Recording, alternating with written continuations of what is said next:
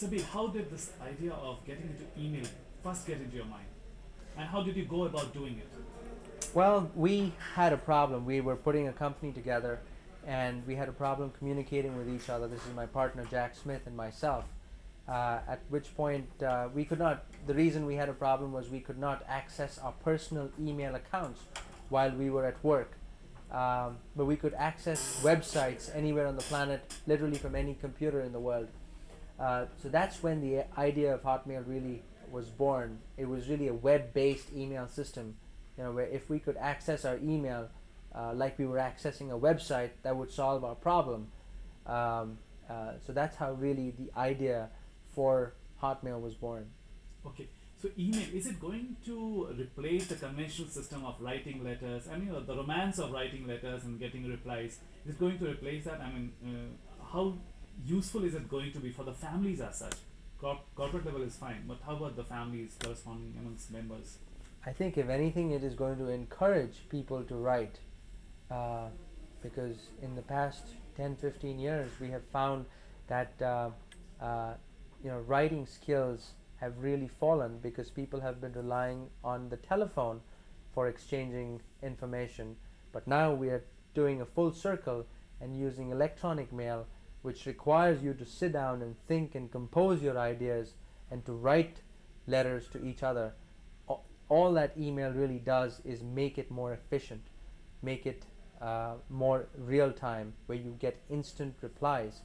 You don't have to mail a letter and wait for 2 days for it to get delivered to some person, and then wait for another 3 to 4 days for the person to reply back to you. All this communication happens instantly. So if anything, it is going to help families. It's going to help manage their lives more efficiently, and it's going to encourage peer-to-peer communication. Okay, but do you think if we look into the future, do you think people will be? In fact, today, if people use Hotmail, they can send photographs from any place to anywhere in the world. And not just that, the moment they send a photograph, if they are sending it via Hotmail as an attachment, it shows up instantly, delivered to the person's mailbox in its entirety, and the end recipient does not really require any additional piece of software to download that image and to view it. The browser becomes the viewer for images. So you can use Hotmail today to send images, and in future, absolutely, you will also be able to send video clips to each other. But how soon is that going to be? I mean, what does the future hold in terms of? I think as bandwidth becomes more abundant, you will find that instead of using email, you have really live video conferencing over the internet. And once that happens, you will have caused a real revolution in that you will be able to see somebody and talk to them in real time through your computer. Is it all going to be free? I mean, how far is it going to be free? I mean, Well, some services will be free. It all depends on economies of scale. It all depends on what it costs to provide these services, and it all depends on how much cost can be borne by advertisers uh, for really far services which require enormous bandwidth and enormous storage, say video files or true video conferencing. It probably will not be free. It probably will be as a offered as a value-added service, and it'll be for a small fee. I read in a newspaper reports that very soon one can do a voice on the email. How soon is it going to be? Um, Voice on email as an attachment you can do today, but once again, the constraints you have is that voice files are pretty large.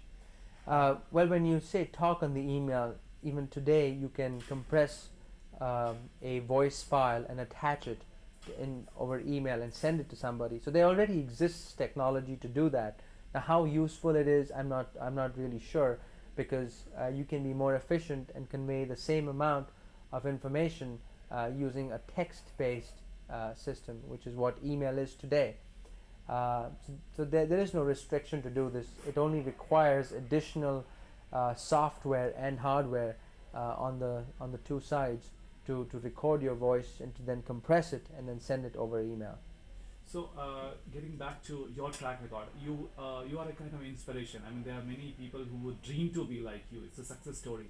So, what does it take to be to make it big in this industry? And what do you actually suggest to the young generation?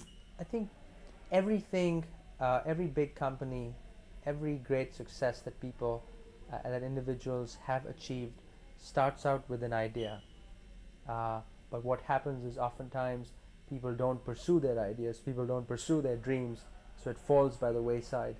If there is some advice I could give to young kids, to people who find me an inspiration, is that if you have ideas, if you have dreams, pursue them. Don't let go of them. Perseverance is important, and you never know when you will meet with success. It takes time, but success really is when hard work meets opportunity. Um, so, the one piece of advice I would give to them is to pursue their dreams and to really work hard towards making them happen, to making them a reality. Okay, how is this email and the coming technology going to change the way computer is being used today? The communication part of our day-to-day lifestyle is much more efficient.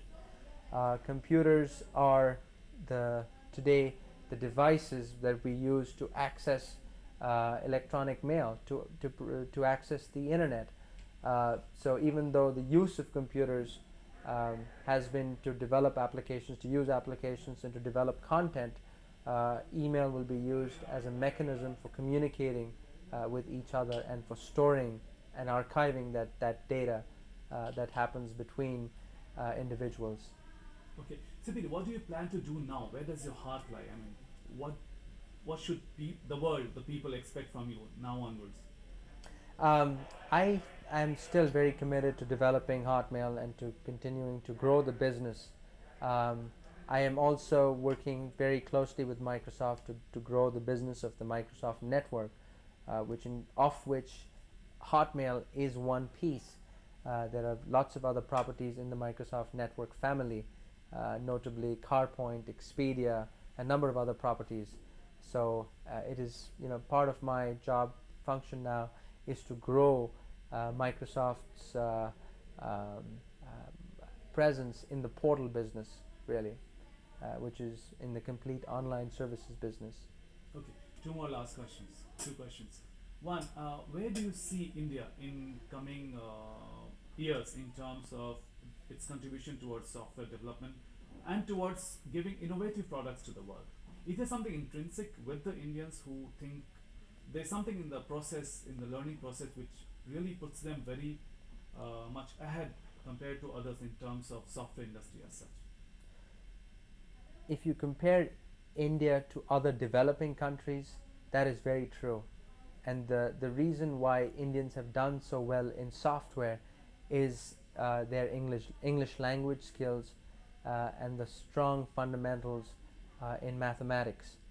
I think you have not seen too many Indian companies develop innovative products and services because they have lacked a distribution channel to be able to distribute these products and grow and really create businesses out of them.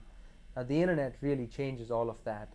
It is a tremendous opportunity uh, for them to leverage a distribution resource so that once they have developed these products, they can distribute them on the internet. However, that also does require the country to develop a strong infrastructure um, um, of for the internet itself. Okay, Sabi, my last question. You're rich, you're single. So, do you get several proposals on the email? I'm sure you must be getting. I don't get several proposals. Every once in a while, I do get people who are interested in finding out what I'm doing, and those make for interesting reading. Okay, so what do you think really contributed towards your success story? Is it luck? Is it technology? Is it single mindedness? I mean, what is it?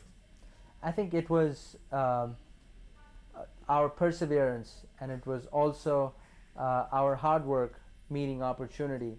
I cannot say that luck did not play an enormous role because the had the internet not happened, I would not have been here today. So there were a number of events that really happened. The internet grew. We identified it as a tremendous opportunity for us to do something on, and we really thought of a product that was brilliant, and that has mass appeal with 22 million subscribers using it in over 230 countries of the world.